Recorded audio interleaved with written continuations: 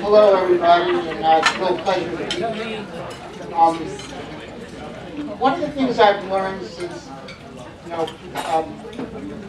getting the chair from Karen is it's really hard to be chair of a municipality. We never get much credit when we win. We get blamed if we lose. We don't get to make big speeches. You just got to do a lot of work. And for many, many years before me, Carroll did the work. She was twice the chair that I will ever be. I remember sitting on the council, looking around, and all I saw was Republicans. I was the only Democrat on the council. And in a few years, I looked around, and besides the mayor's spot, that's another story, all the council people now are Democrats. And we need to thank Karen.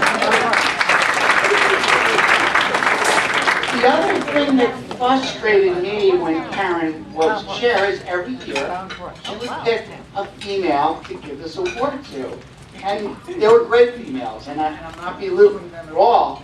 But the frustrating part about it is the chair can't get the award.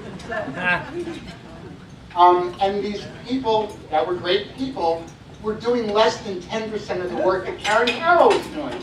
So this is really late, this award. I mean, and Karen still, when I'm in trouble and I'm like, oh, I don't know what to do, I call Karen Carroll, and she's there for me. And it's just a pleasure. I mean, Karen has been a friend. Karen has been my running mate, and somebody to cry to when things don't go the right way. So it's my pleasure to give this award to Karen Carroll.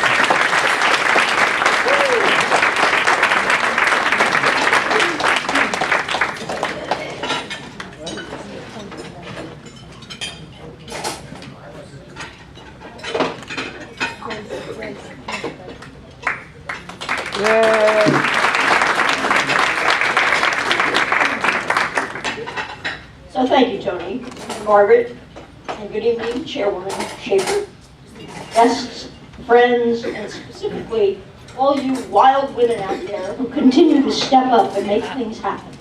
So thank you to you all.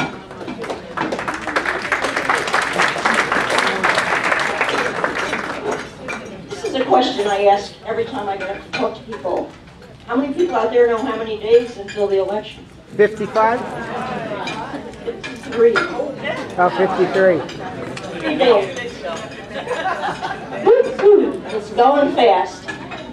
Somebody said 55. What I wanted to say was, this, as they say, is my first rodeo. I've been a member of the Federation for many years, been the host community chair, a recipient, and I thank you all for being willing to put up with me for another year.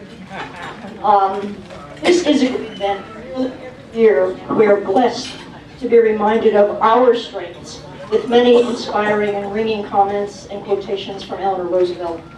She was as admired as a first lady, but she also had the courage, some would say she had the nerve, to step out beyond her husband's shadow and achieve greatness in her own right. How dare she? It's been 100 years since women got the right to vote, and Jeanette Rankin was elected to Congress as the first woman to serve. 71 years since FDR's death and Eleanor's true emergence. And as of this year, only 313 women have ever served in Congress. In fact, 3 states, Delaware, Vermont, and Mississippi, have never elected a woman to represent them in Washington. So it's taken all that time and all this effort for the country to accept the possibility of a woman president. So how far we've come. And still, even with this remarkable resume, we see so many, even in our own party, who choose to deny this opportunity, this critical job in this critical year, to the most qualified person to ever run for the office of President of the United States, Hillary Clinton. How dare she? Garrison Keillor yesterday posted a column saying, and I'm going to quote this because he really said it right, "Someday historians will get this right and look back at the steady pitter-pat of scandals that turn out to be nothing, nada, zero, and will conclude that almost a century after women's suffrage, almost 50 years after Nixon signed Title IX into law, a woman was required to run for office while wearing concrete shoes. I think that's a pretty inspiring observation, and he's right. As Democrats in this building tonight and in this party overall, we really have to stand strong against the many years of invented, made-up stories with incredible accusations that have never been proven, ridiculous expectations. Little side here. Many of us in this room will remember the stories about Fred Astaire and Ginger Rogers. Some people will be way too young to even remember who they are, where Ginger did everything that Fred did, except she did it backwards and in high heels. Those are expectations. We need to demand accountability and refute the nonsense that appears daily from the opposition. We have to be her voice in the diners and in the gas stations and in the grocery stores, in our churches and our synagogues, and even at our dinner tables. And by being her voice, we also speak for others.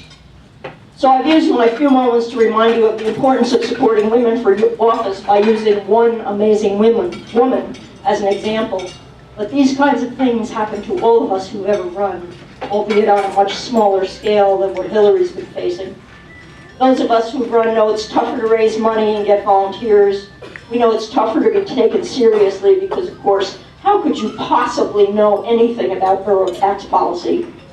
And perhaps if you question their motives, they threaten to take a bat to you. How dare she? Anyway, so my dear friends and warriors of all generations, please stay the course, stand up to the nonsense, give time, give money, be the voice, because we truly are stronger together. And I'll close this with an edited quote that's been attributed to both Nelson Mandela and Marianne Williamson. I don't know which one of them has done it. And that is that our deepest fear is not that we are inadequate. Our deepest fear is that we are powerful beyond measure. Your playing small doesn't serve the world. As we are liberated from our own fears, our presence automatically liberates others. Thank you for this award, and thank you all for your service.